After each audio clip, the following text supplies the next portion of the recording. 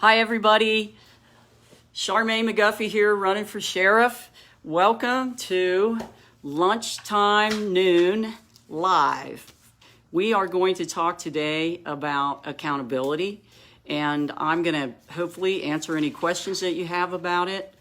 I started a little bit early, so I'll just hang out here for a minute and let everybody kind of come on and so forth. So I appreciate all of you tuning in to Lunchtime Live. We've gotten a tremendous amount of great feedback with this live broadcast, and quite frankly, we love it. I mean, it's so refreshing to talk about things that relate to the job that I love, and what I love to do, and how I've done it for 33 years, and all of the things that I've learned along the way, which are quite a few things. I mean, obviously, as you grow in uniform, you are becoming a more mature person. You're becoming a more educated person. You're becoming a more skilled person as those years go on that you serve in uniform and in a police department, in a sheriff's office.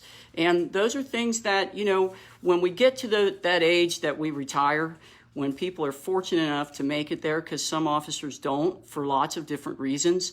You get injured, things happen, and we just all hope that we can stay healthy enough that we can finish out our careers. And, these are things I'm going to impart upon you, the things, my ideas, and what I saw and how I grew up in this organization of the Hamilton County Sheriff's Office. So let's get started. It's Lunchtime Live at noon. And, I always like to start with a little bit of a war story, or a little bit of a story for people. And I ran the academy for many, many years. And that's one of the things that we, quite frankly, taught the recruits to do immediately. When you came into our academy, that was your very first introduction into our sheriff's office. And so you had to learn to be accountable for something so basic as your uniform.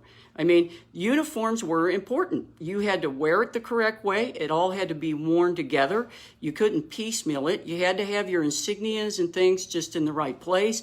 It had to be pressed. It had to be on it. And those are things that we actively inspected every morning when the recruits came in. They all lined up.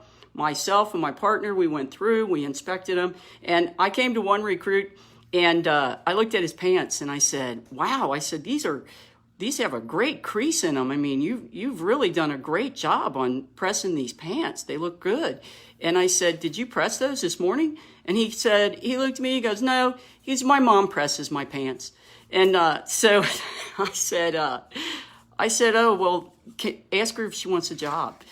But anyway, so we had a lot of fun with different things, but I'm going to start talking about accountability, okay? And the beginning of my campaign, my platform, one of the major pieces to my platform was accountability. It's a main component of what I'm talking about, what I want to do as sheriff. And I'm talking about officer accountability, prisoner accountability, because we have to hold the prisoners accountable as well for their behavior, and the accountability that you have to the residents and taxpayers of Hamilton County. That's an accountability issue. The other thing that we know is that as an elected official, I will be held accountable by the public, by the residents of Hamilton County as the sheriff of Hamilton County, and I appreciate that. And I certainly am going to do my absolute best to make sure that people are not disappointed in what I do and are very satisfied that I have held up that accountability. So the first thing I want to talk about is this. Look, there are mechanisms in any police department to hold people accountable. The first thing you do is you establish what they're accountable for, right? So that's training. That's where we write down policy and procedure. We train that policy and procedure. We introduce all of the different types of courses and things and skill sets that you're going to need to be a good officer in uniform, that you'll be accountable for the things that we ask you to do. So I will tell you this, after training and you go out there, there's a probationary period. And that's another way we hold officers accountable, because for 1 year, you have to do things correctly. We have to know that you have embraced what you've been trained to do, and that you're sharp and that you're going to do those things. So that's, probationary period. You pass that probationary period, now you come into evaluations. Your supervisors will evaluate you on a set schedule so that we can understand what you do on a day-to-day basis. Sometimes the things that maybe you do wrong, maybe you made a mistake here, something not real serious, but the supervisor can note it in your evaluation, something for you to focus on and work on. And the other thing that evaluations are for is to applaud your good behavior. Good behavior counts, and we want that evaluated as well, and we want that documented. We try to train our supervisors to be as positive as you can, particularly if you're correcting some kind of behavior. So we have evaluations, and then the next thing we go to is progressive discipline. And progressive discipline in a police department can be this. We start off with something as minor as a counseling letter. And then we can gravitate to the next level, which is a verbal admonishment. And the next level, which is an official reprimand. After the official reprimand, then you're starting to get into days off, right? A whole day off of work without pay. And that's called a suspension. So we have different levels of suspension. You can be suspended for a day. You can be suspended for 3 days, for 5 days. And it goes up the ladder until it hits a 30-day without pay suspension. And if you get a 30-day without pay suspension, I have to tell you, you're on your way out the door. You should be out the door almost at that time, because that's a pretty hefty suspension and you've worked your way up that ladder. So, when we hold these officers accountable, we have mechanisms to do it. The boss has to do it. And here's the other thing that I think keeps your officers accountable, and that's peer-to-peer relationships. When you're an officer, you are not only in charge of your partner's safety, you're in charge of their safety. You are a person who is going to give your life for them if necessary, and vice versa. But the other thing you do as a peer is you report bad behavior as well. And I just did a live forum with the League of Women Voters, and my opponent was on that forum with me. You can watch it. You can go on my Facebook. It's on there. And one of the things that he said that, just really made me pause is the fact that he, at some point in his career, had witnessed what he thought was excessive use of force. And he didn't report it. He waited until he was questioned about it, until it was investigated. And that is a very passive way of peer support. And he was so proud of himself because when he was asked, he told the truth. Well, you know what I want officers to do? I want officers to tell the truth before they're asked. I want officers to report events before somebody finds out they're supposed to investigate it. I want officers to be proactive with their peer because that's what keeps you safe, and it's what keeps your peer safe. It is possible that people can, lose their temper and things, but that's what your partner's for. Your partner is there to say, hey, whoa, calm, I'll take it. I'm the one that's not mad right now. Whatever that relationship is, you have to do the right thing. You have to report it, and it has to be reported immediately. And, you can't just say, oh, I did a great job because when I was finally questioned, I told the truth. That's not going to get it. And so I'm saying to people, when we have accountability in a department, that's a culture, right? So the culture is in my department, coming from the top, I want those incidences reported, and I promise you there will not be repercussions because you report something that you're not quite sure, was that right or not right, or maybe you even blatantly know it wasn't right. We have examples of that too as we move along. So, bad behavior puts a stain on all of us, and it needs to be called out. So the next thing I want to talk about is the culture at the top, and it does start at the top. And I've always been a person who's called out bad behavior. In fact, as I've mentioned to people many times, and just about everybody knows, I was fired because I called out bad behavior, because I intervened and said, this isn't right, when I saw something that wasn't right.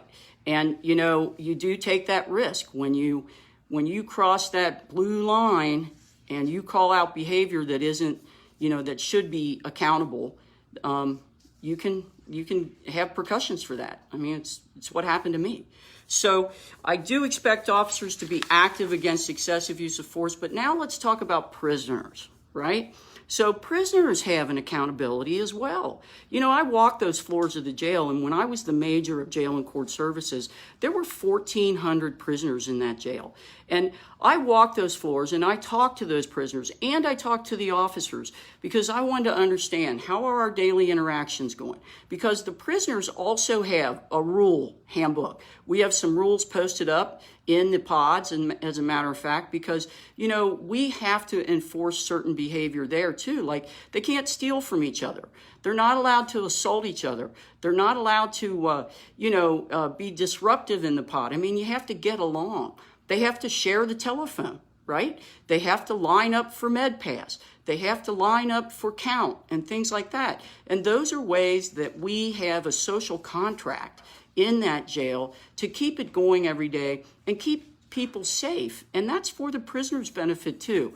You know, I know they're having a rough time. I know it's a harsh environment, but the more we can teach them to get along in that environment, you know, and not be involved in fights and not do things that are going to create disruption for them or possibly a lock-in, the better off we all are. And most of the prisoners, I will tell you this, most of the prisoners adhere to that. They absolutely do. They absolutely know that, hey, it has to be a situation that I can live in, right? So that's prisoner accountability. As a sheriff, I will be held accountable. I'll be held accountable by the public, and I know that. And, you know, it is my goal to be a sheriff who listens, who responds, and most importantly, who takes action. Because I think that's how you most know about somebody, right? Because we all know in life, people can tell us anything. People tell you all kinds of things, right? It's their actions that tell you who they really are. It's what they do that tells you who they are. And that's what I always trained my recruits to do. I always trained them to watch action. Don't listen to all the blah, blah, blah, and the cursing and all that kind of thing. Watch someone's actions, because that is going to help you dive in and help de-escalate a situation better than responding to words. And that's something that I've lived by, been very successful with it. So I'm accountable to officers because I'm going to create a safe environment for them. I want to improve their morale. I tell you what I hear, and I talk about the rumors that I hear. The rumors I hear is morale's the worst down there it's ever been. And that's a shame, because we have great people. Oh my gosh, I can't even tell you how many great supervisors and officers and people wearing the black and gold. And the support staff, let's not forget them. They have a difficult job. You know, they're working side by side with us. And sometimes, I'll tell you what, they're busier than the officers because they have so many responsibilities to take care of in that jail environment and in the law enforcement environment and in the court service environment. So all of these principles translate to every piece of the sheriff's office. And right now, there's a high turnover rate down there. High turnover is expensive. We want people to enjoy their job. We want people to want to come to work for the most part. I mean, they do call it work for a reason, right? And we want people to say, you know what, this is a place where I feel successful. And that, of course, is my responsibility as the sheriff, to help create that, along with the supervisors who are in charge of making that happen. So when I talk about accountability to the prisoners as a sheriff, that means that I'm going to provide a safe jail environment for them. I'm going to try to increase their safety, increase their care. I want them to get better. I want them to get well. I want them to learn things. I want them to walk out of that jail with some kind of resource, because, you know, if you've worked in this environment for any period of time, law enforcement included, you have watched people who suffer. You've interacted with them. You try to understand why they're where they're at. And if you can, and many officers do, we help them. We try to help them in any way we can. We give them advice. We try to treat them kindly. We treat them with good manners. Those are things that work when we talk about changing people's behavior and making a positive impact on someone's life. Now, again, I will tell you, there are some times in law enforcement and in the jail when you don't have an opportunity to do that. I mean, the situation is so hot that it's like seconds, and you are making sometimes life and death decisions in seconds because that's just the level that you walked into when you got there. And those are things that we need to take into account too. Luckily, those are less frequent than the day-to-day operations of us talking to people, moving around, helping people with things in their lives. So I will be accountable for the safety of the road patrol officers, right? They do an excellent job. I'm going to encourage them to continue to do that job. I've been in this business a long time, and we frequently get compliments about our officers. Always. We always have. Simon Lease, in fact, when he was there, he had a newspaper called Stars and Bars. And the Stars and Bars were just 3 pages, really, of commendations that officers received from the public and from inside the jail, of just good behavior, things they did well. And I mean, it was great. I want to bring that back because I want to highlight the good things our officers are doing out there, and they are doing some good things. Transparency is so important, and I mean transparency with the budget, transparency with our data, transparency with our processes, procedures.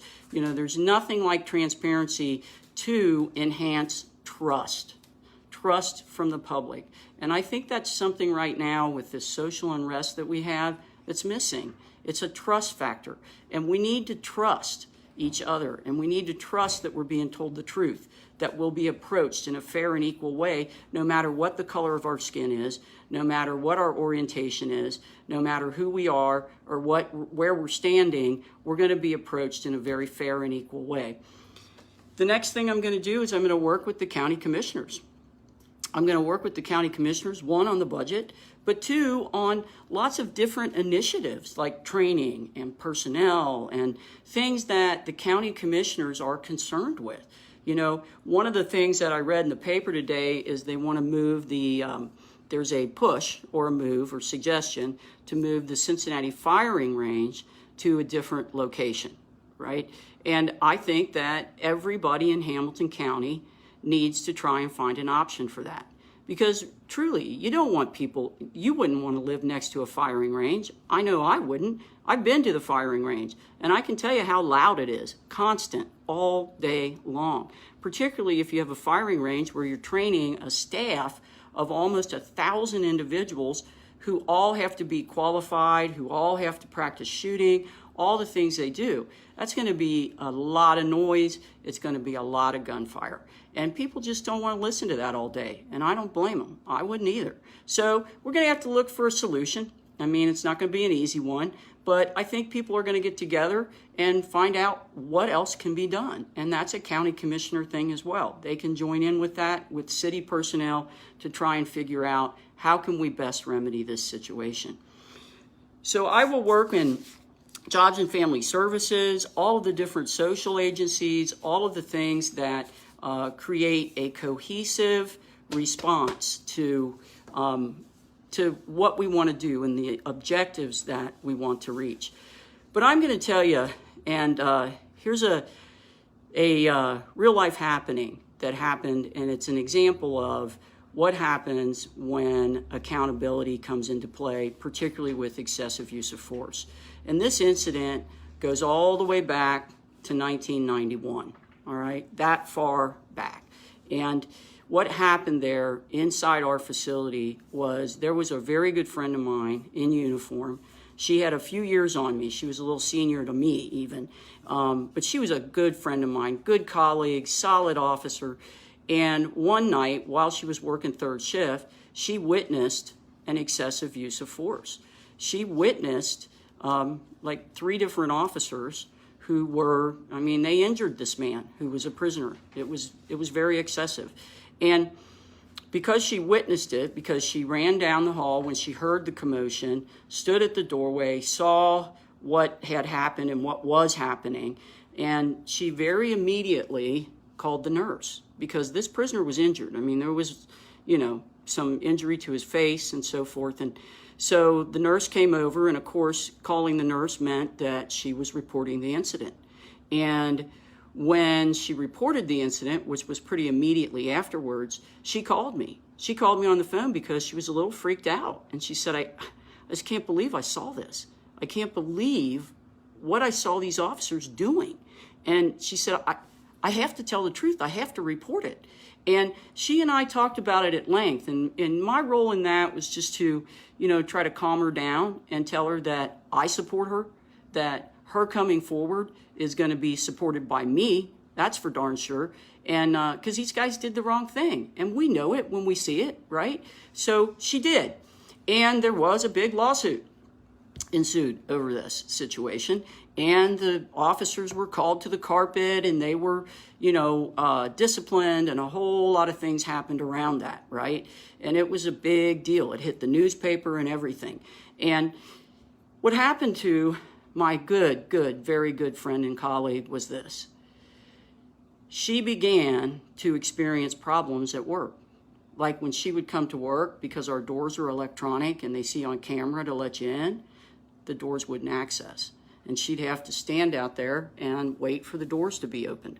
I mean, and that happened so many times that she couldn't even get access into the facility or couldn't move around the facility like the rest of us. She'd get on the elevator and the floor that she pushed isn't the floor she was ever dropped off on. She'd go to the 5th floor. She'd go to the 4th floor. She'd go to this floor. That's somebody controlling that as well. There were officers that would walk by her and say certain things to her, that were very unflattering, in a way that reflected, you did the wrong thing. That was their message to her. And these were officers who weren't even there. They weren't even involved in the situation.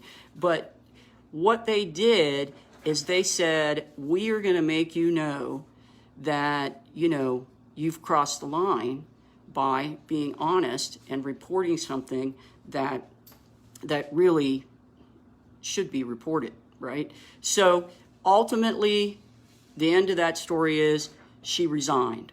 She resigned because, she couldn't take it anymore. And it hurt me. It really hurt me because I liked her and she was a good officer. But she resigned because she was forced to resign because she crossed that line. And so, you know what, Belinda? That one's for you. That story is for you. It's true. And you did the right thing still today.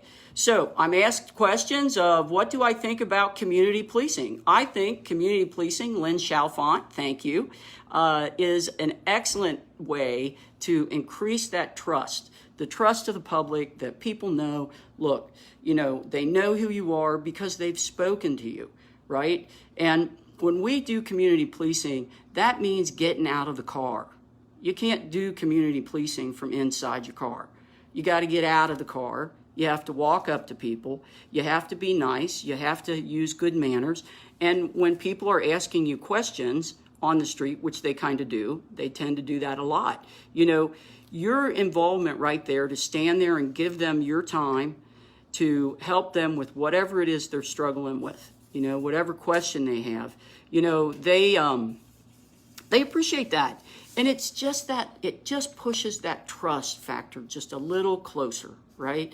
And, sometimes, and we joke as officers because we wear those patches, we wear patches on our arm, and sometimes we're like, does it say directions on here? Because, we do get stopped quite a bit for directions, as you can imagine.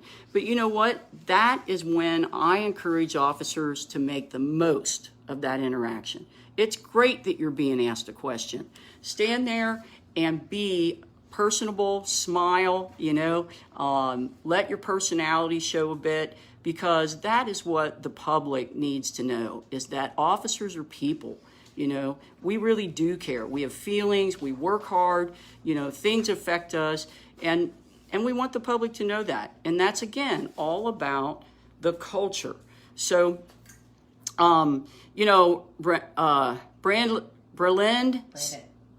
Brandon says, I love you, please don't disappoint.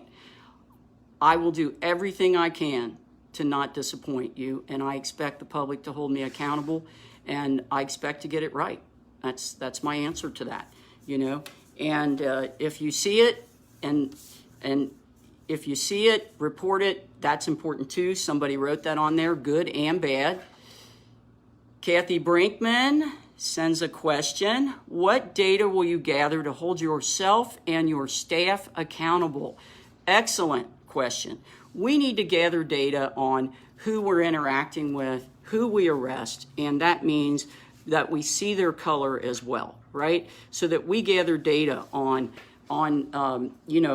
ethnicity of people who we are encountering and who they are and how they relate to the justice system.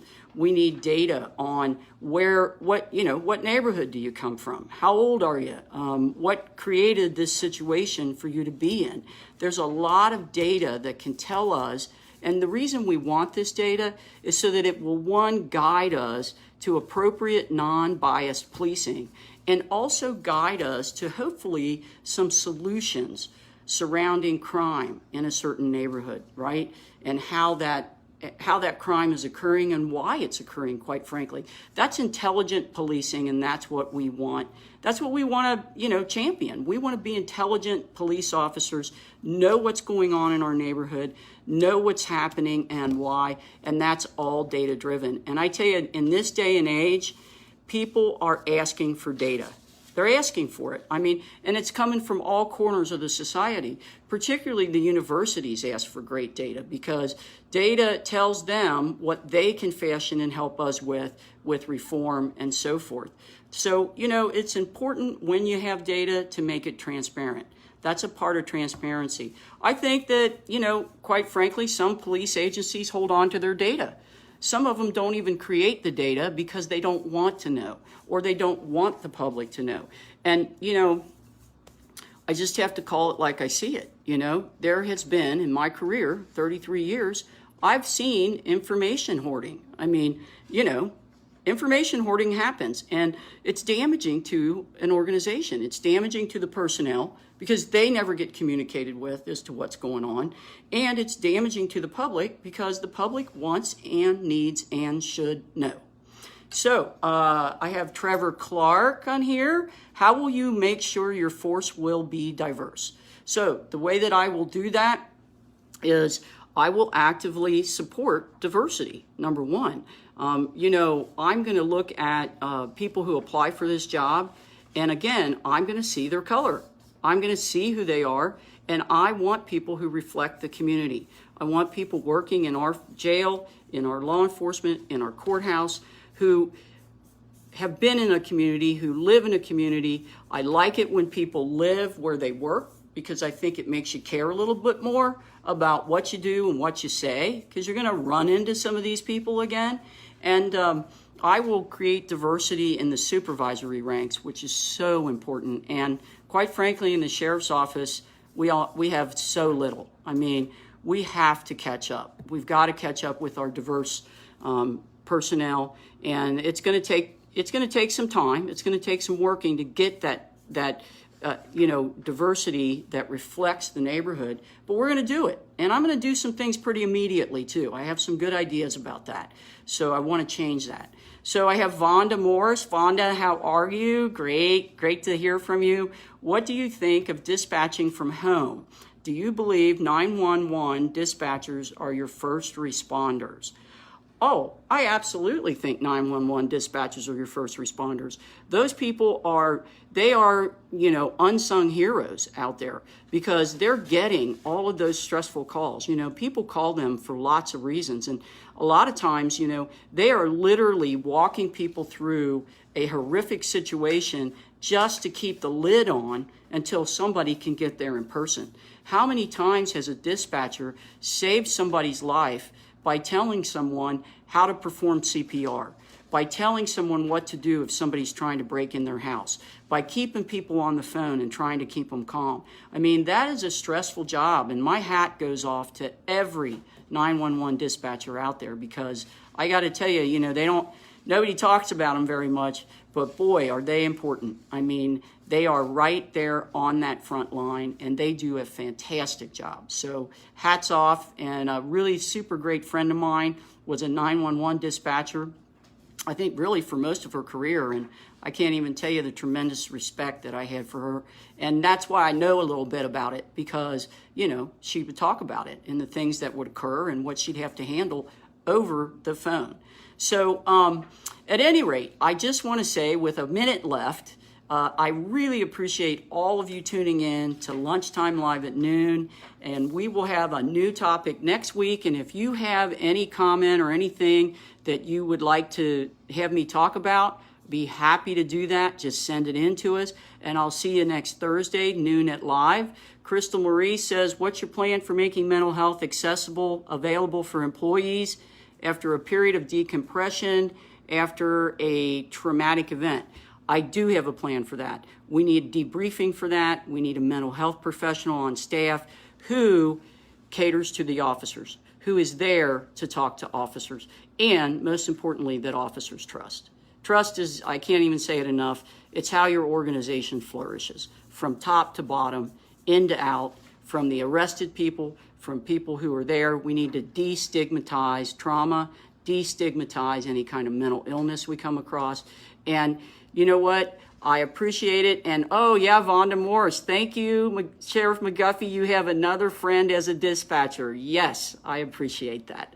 All right, we're closing now, and thank you all so much. I will see you next Thursday live.